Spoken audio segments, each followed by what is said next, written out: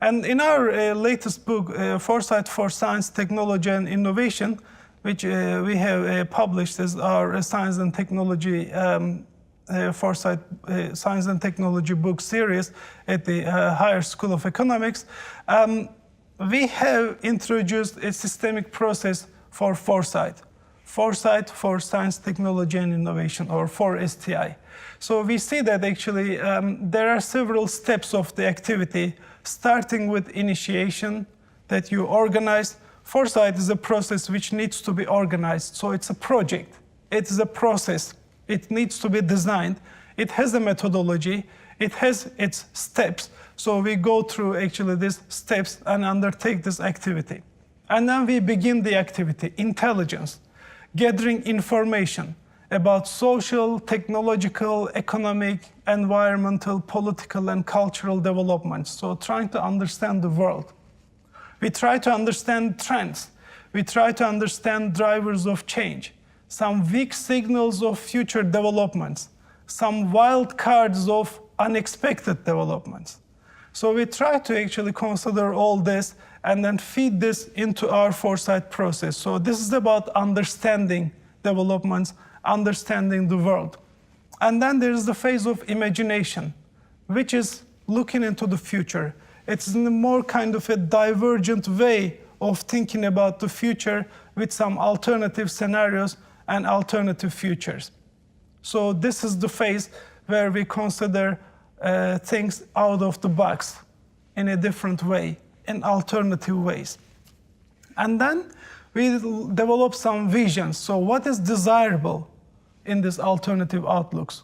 What we should achieve and what we should avoid.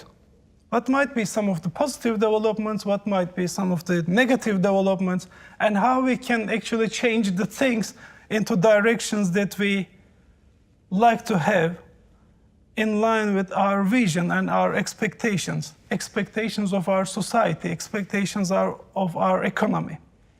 So this is the kind of a visioning phase.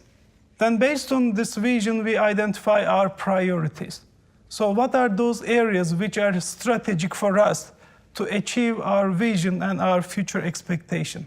So there's a process of priority setting, which is an essential part of the foresight process.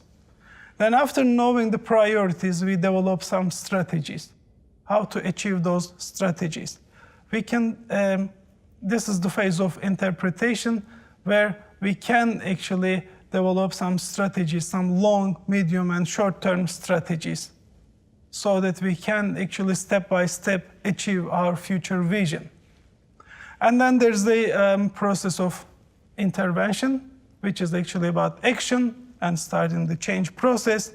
And then after a while, we look into the system and we understand what we have managed, whether our activities have created any impact, whether we are going into the right directions, or whether there have been some changes which require us to reconsider our activities and the future. So this is the kind of impact assessment. So we can understand how we can improve our activity, whether we need to repeat it, whether we need to fine-tune it, whether we need to identify some new priorities as the state of the art of things change. And all this process actually goes in an interactive way through the engagement of stakeholders from the beginning to the end. And we also systematize the methods. I have mentioned that there are a number of foresight methods we are using for different purposes. For example, we started using big data to understand the world, to understand dynamics of science, to understand dynamics of social evolution. So we started looking at scientific publications, patent activities, started looking at social networks, for example, news and media, and try to extract some information from there, which may actually give some signals of future developments. So we try to understand the dynamics of the world by using this data coming from different sources. Today, data is created everywhere in the world on a continuous basis. So while we are sleeping in here, the other parts of the world are producing. While they are sleeping, we are producing. So there's a continuous production of new information, new knowledge, new contents, new technologies, new ideas, and we try to get a grasp of this as a first step of the foresight activity. Then we try to understand how we can develop some future scenarios, develop some future models, and then use some methods, for example, like SWOT analysis to identify those priorities, and develop some sort of strategies, set some priorities, use methods for them, and then identify some critical and key technologies and areas of development, and then implement them, and then do our assessment after a while. Then the activity continues, and a continuous cycle. Foresight is not a one-off activity, so it continues. It should be an ongoing activity. It needs to be renewed, it needs to be refreshed, because it is changing the world, and it is changed by the world. So this is yet another classification of methods we are using for foresight. So there are some quantitative methods, semi-quantitative methods, or qualitative methods, and we are trying to use this in an integrated way as much as possible. And there are some new opportunities arising for us. For example, as I just mentioned, we are using some new ways of exploiting big data, because data is created on a continuous basis, and a lot of data is created. Only, for example, in PubMed, the database of medical publications, there are more than 40,000 publications generated every month, only in this specific area. Humanistically, it is not possible to read that many papers, to sit and read them. But we can use actually all sorts of big data technologies to understand the key messages, to get some collective intelligence from this and feed into our foresight process. We can understand those key areas of development, those key technologies, who is developing them, where they are located, which institutions, which individuals, how they are collaborating with each other, how these dynamics are changing, who are patenting new technologies, and what kind of products those technologies actually may give rise to. So we use all this kind of databases and information sources to understand the dynamics. And we are seeing increasingly the use of virtual reality, for example. We can use this virtual reality to materialize our scenarios, for example.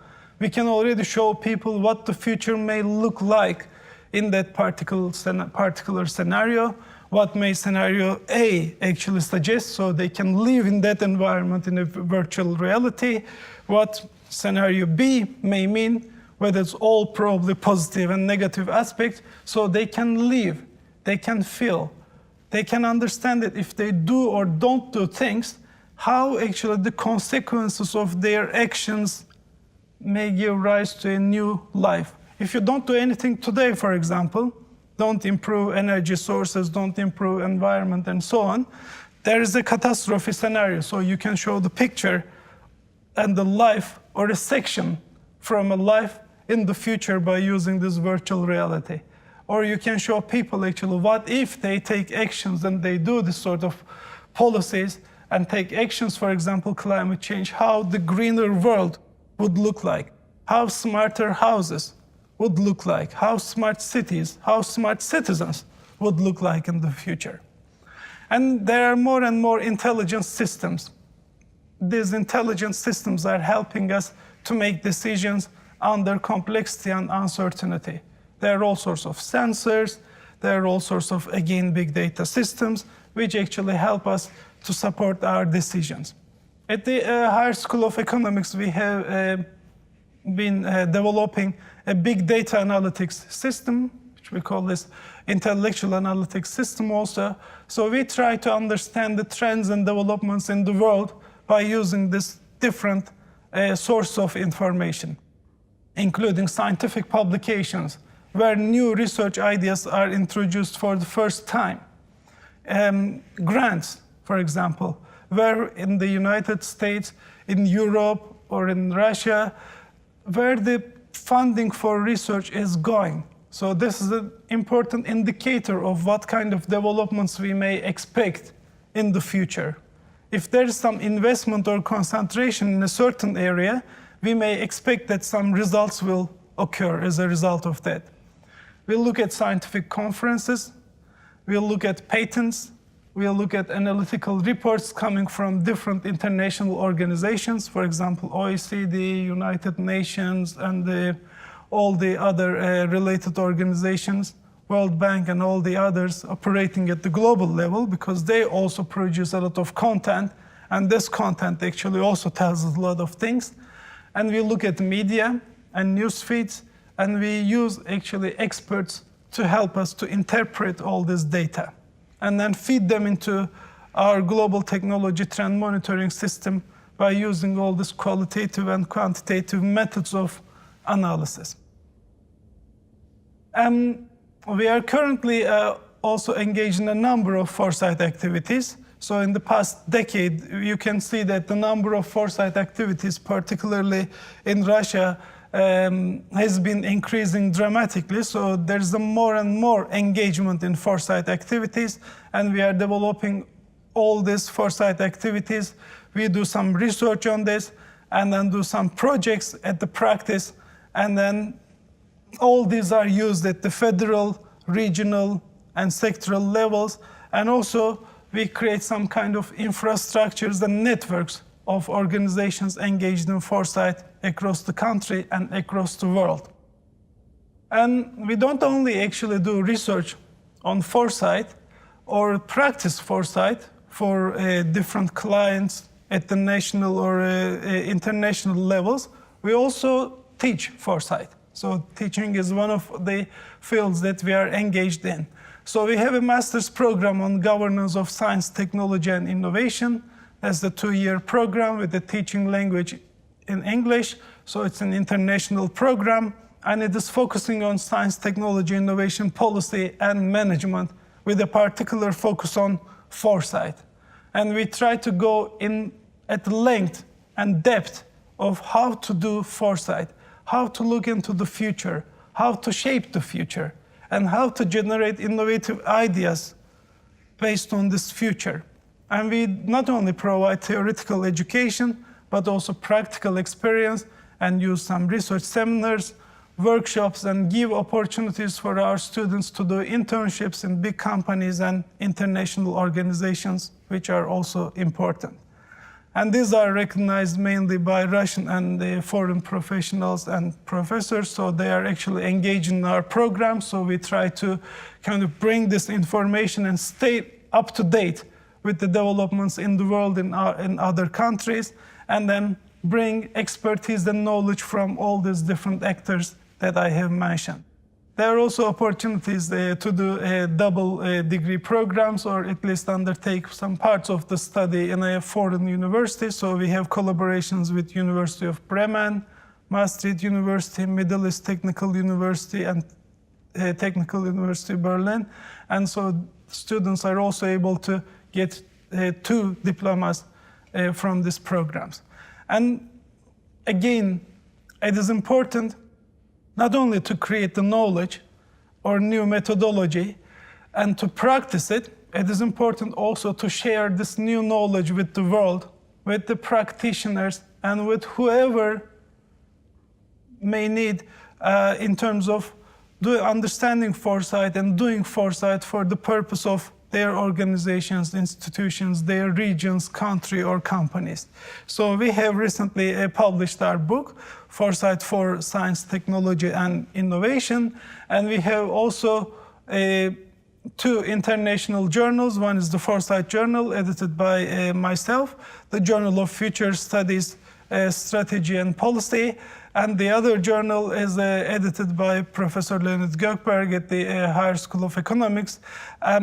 It's Foresight and STI Governance, so we are also engaged in publishing our research and sharing with the rest of the world, and also understanding the kind of latest developments, because there's a very lively debate on how the world is changing, what are the opportunities, what are the new tools and techniques we may use to address our grand challenges and to exploit those emerging opportunities. Thank you.